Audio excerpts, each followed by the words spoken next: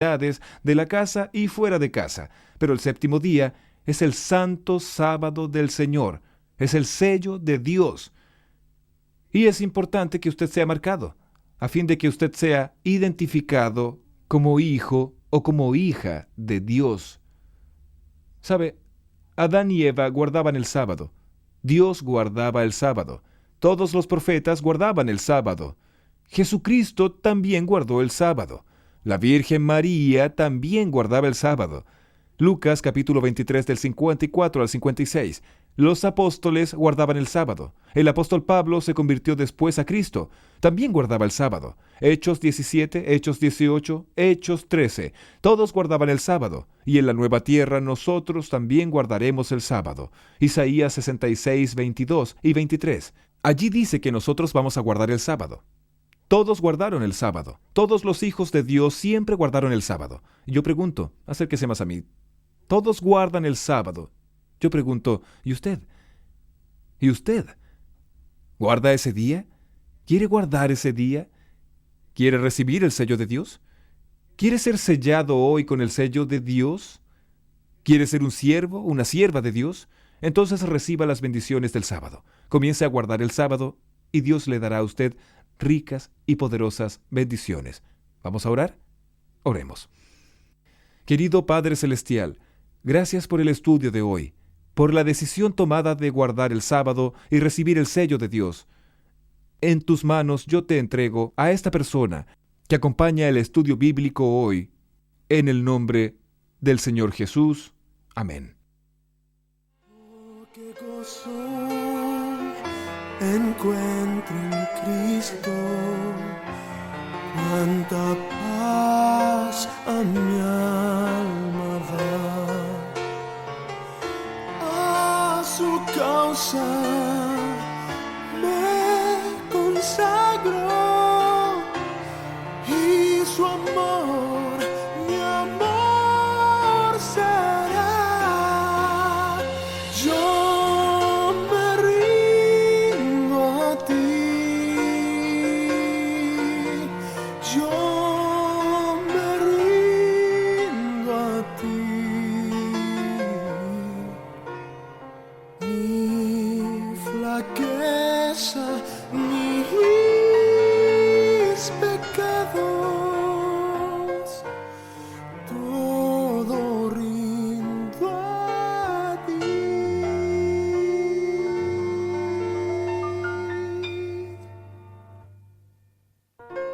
Todo rindo a ti.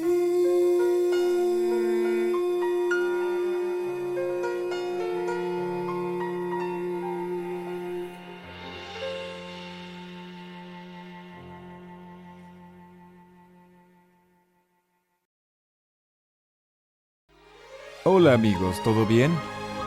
Hoy nuestro estudio es el santuario. El santuario en el contexto del gran conflicto y también en la restauración de la verdad. Este es un tema fundamental. La Biblia dice aquí en el libro de Éxodo capítulo 25 versículo 8, «Y harán un santuario para mí, y habitaré en medio de ellos». Ese versículo resume prácticamente todo lo que tenemos que estudiar hoy. Y para entenderlo bien, necesitamos navegar un poco en las páginas de las Sagradas Escrituras. Aquí en mi computador tengo muchas informaciones importantes que me gustaría presentarle a usted. Primeramente, antes del pecado, el relacionamiento de Dios con el hombre era cara a cara. Está en el libro de Génesis, en el capítulo 2, del 15 al 17. Cuando Dios se comunicaba con Adán y Eva, era cara a cara. Eso antes del pecado. Luego, después del pecado, el hombre no puede más tener ese relacionamiento cara a cara con Dios. El hombre pecó y se escondió de Dios. Por eso Dios llegó al jardín del Edén al terminar el día, como de costumbre, y Adán y Eva no estaban allí. Y dice la Biblia que Adán y Eva dijeron, «Señor, oímos tu voz, y tuvimos miedo y nos escondimos». Vea que luego, después del pecado, el hombre solo oía la voz de Dios. Ya no tenía más ese relacionamiento cara a cara. Muchos años después, en la época del profeta Isaías, el profeta dijo en el capítulo 59, versículo 2, dijo esto: pero vuestras iniquidades han hecho división entre vosotros y vuestro Dios, y vuestros pecados han hecho ocultar de vosotros su rostro para no oír. Vea que en la época del profeta Isaías, el hombre ni siquiera oía más la voz de Dios. Y en los días de hoy, leemos en Apocalipsis 3:20, «He aquí, yo estoy a la puerta y llamo. Si alguno oye mi voz, abre la puerta. Entraré a él y cenaré con él, y él conmigo». ¿Percibió el distanciamiento? ¿Percibió la brecha que quedó?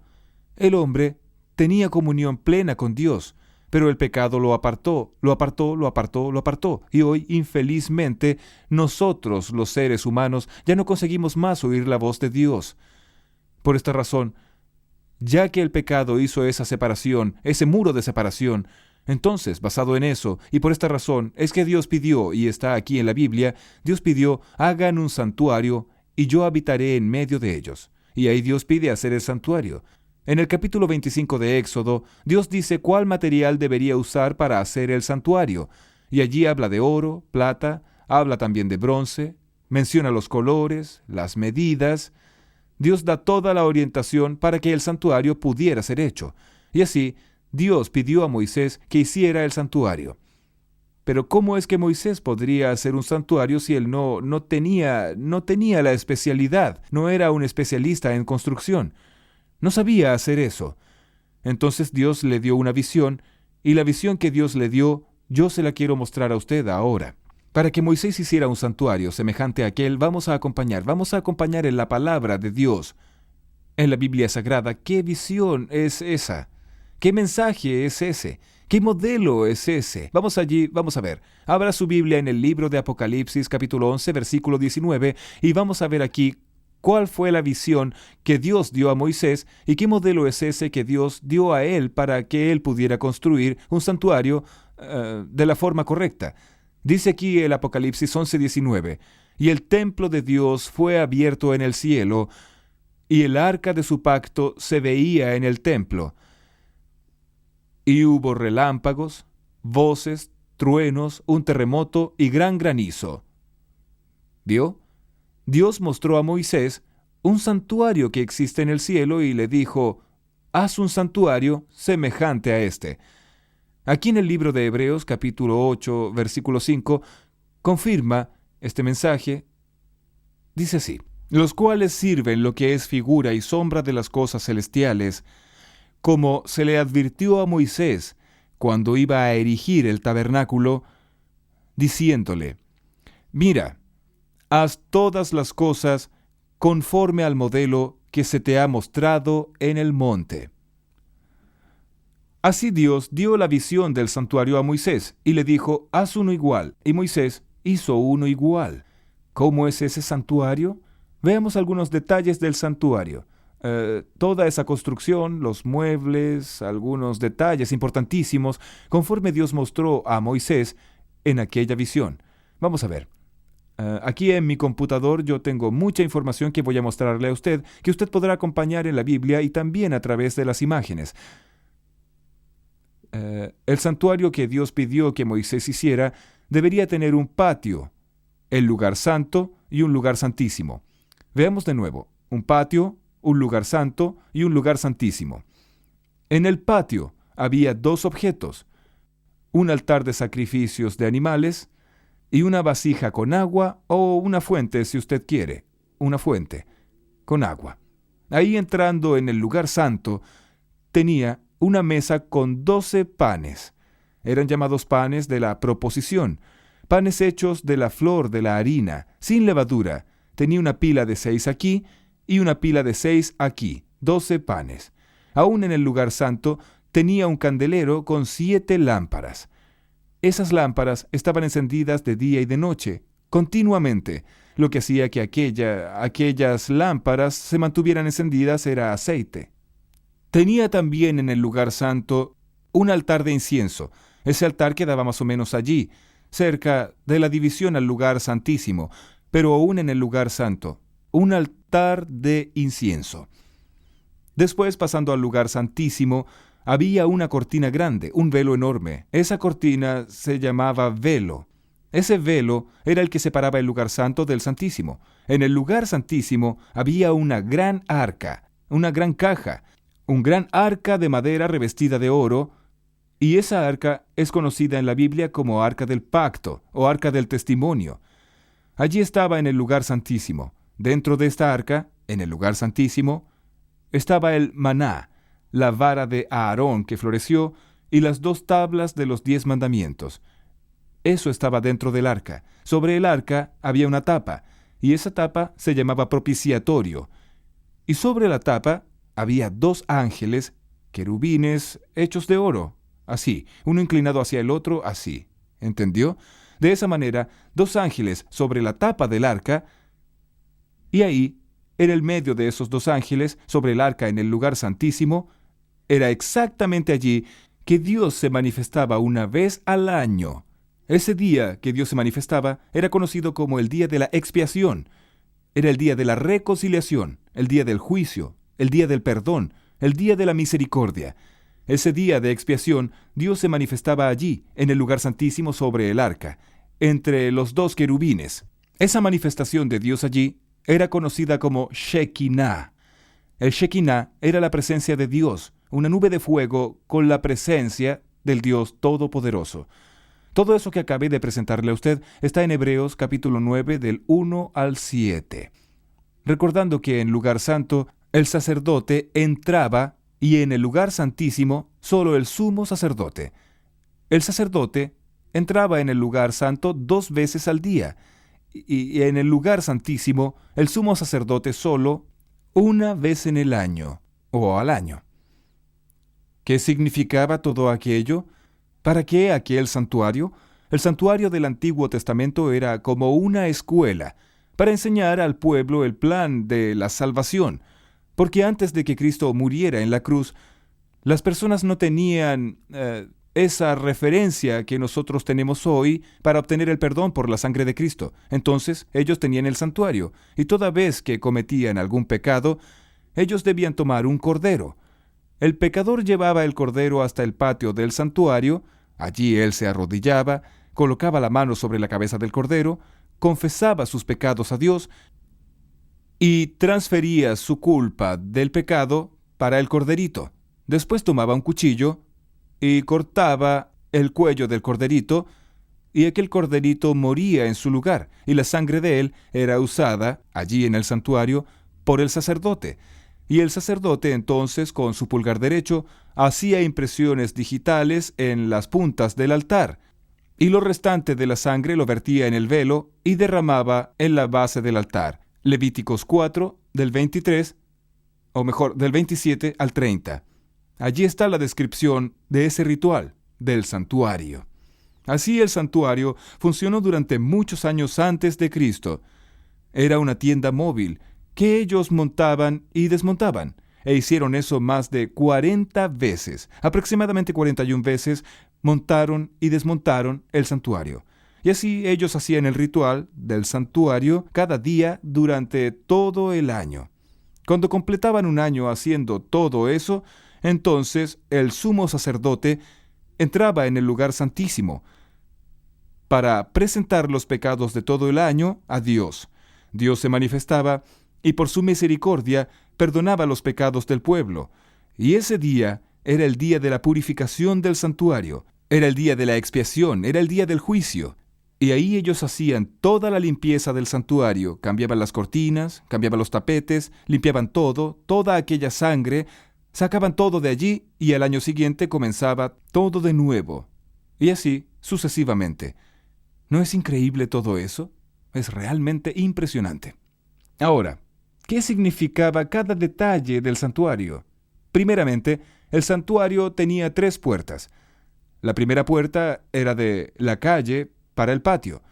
La segunda puerta era del patio para el lugar santo. La tercera puerta era del lugar santo para el lugar santísimo. Los judíos acostumbraban llamar a esas 3 puertas con los siguientes nombres. La de la calle para el patio la llamaban el camino. La del patio para el lugar santo la llamaban verdad, y la del lugar santo para el lugar santísimo la llamaban vida. Entonces era común hablar camino, verdad y vida. Cuando Jesucristo estuvo aquí en la tierra, Él usó estas palabras refiriéndose a Él mismo. En Juan capítulo 14, versículo 6, Jesús dijo claramente esto que acabé de mencionar. Jesús dijo: yo soy el camino y la verdad y la vida. Nadie viene al Padre sino por mí. Vea, Jesús dice: soy el camino y la verdad y la vida, o sea, yo soy la puerta. Si usted va a Juan capítulo 10, verso 7 y verso 9, Jesús dice: yo soy la puerta. El que por mí entrare será salvo, y entrará y saldrá, hallará pastos. Confirmando ahí, las tres puertas del santuario se aplicaban a Jesús. Aquí también en las ilustraciones, vea, el altar del sacrificio que había en el patio, que está en Levíticos 1, versículo 9, él simbolizaba, era el símbolo de Cristo, que se entregó a sí mismo por nosotros, como sacrificio a Dios. Efesios 5, versículo 2. Aún en el patio, aquella fuente con agua, Éxodo 30, 18, era el símbolo del Espíritu Santo. Juan 7, 37 al 39. Era el símbolo de la Biblia, la palabra de Dios. Efesios 5, 26. Y era el símbolo del bautismo. Juan 3, versículo 5. En el lugar santo, aquella mesa con 12 panes, el número 12, en Éxodo 25, 30, era el símbolo del pueblo, de las 12 tribus del pueblo de Israel. Y el pan sin levadura simbolizaba a Jesús, el pan de vida. Juan 6, 48. Recordando que no tenía levadura, porque la levadura era símbolo del pecado, y como Jesús nunca pecó, el pan tenía que ser sin levadura. Aún en el lugar santo había en el candelero con 7 lámparas, el número 7 representaba las 7 iglesias del Apocalipsis, Apocalipsis 1, versículo 20, y eso está ligado a Éxodo 40, verso 24. Y la lámpara, la luz en sí, que estaba encendida de día y de noche, representaba a Jesús, la luz del mundo, Juan 8, versículo 12. Todavía en el lugar santo, el altar de incienso, Éxodo 40, 26, esto era símbolo o representaba la oración de los santos, el culto a Dios. Está en Apocalipsis 5, versículo 3. En el lugar santo de los santos estaba el arca del testimonio, Éxodo 26, versículo 33. Sobre el propiciatorio era visible la presencia de Dios. ¿Qué representaban entonces? ¿Qué representaban los objetos que estaban dentro del arca? El maná, la vara de Aarón y las tablas de la ley. El maná representaba el cuidado de Dios, que Dios proveerá. Dios cuida de nosotros y provee lo necesario para que usted y yo vivamos. La vara de Aarón representaba allí que Dios está en el control. Es Dios quien dirige a su iglesia, a su pueblo y nuestra vida. Es Dios quien está en el control de todo, inclusive de su vida. Allí estaban también las tablas de la ley. Las tablas de la ley representaban el amor y la justicia o el juicio final.